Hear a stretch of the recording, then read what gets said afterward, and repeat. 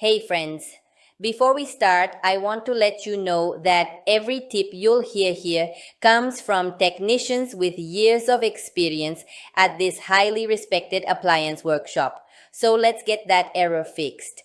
In the workshop, we always explain that the TS code indicates a problem with the temperature reading. The washer detects that the water temperature doesn't match what's expected, and for safety, it stops the cycle. Clients usually notice this right away. The washer stays on, but it doesn't start spinning or progress through the program. When reviewing cases, some clients mention that the error shows up when using very cold or very hot water. The technicians clarify that this can be caused by a temperature sensor sending incorrect readings or by loose wires interrupting the signal to the control board. Similarly, some clients report that the water fills correctly, but the washer still shows TS without moving the drum.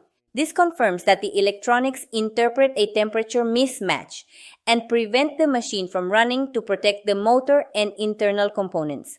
We've also seen cases where the error appears intermittently, showing up during normal cycles for no apparent reason.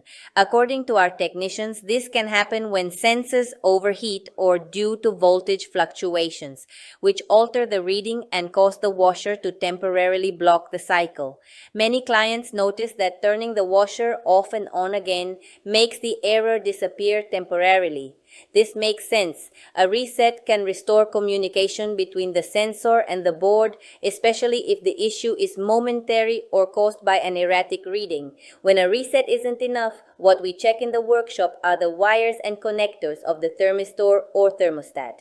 If there's dirt, corrosion, or a loose connection, the signal is lost and the washer keeps showing the TS error. Adjusting or cleaning these connections usually improves operation without needing to replace parts.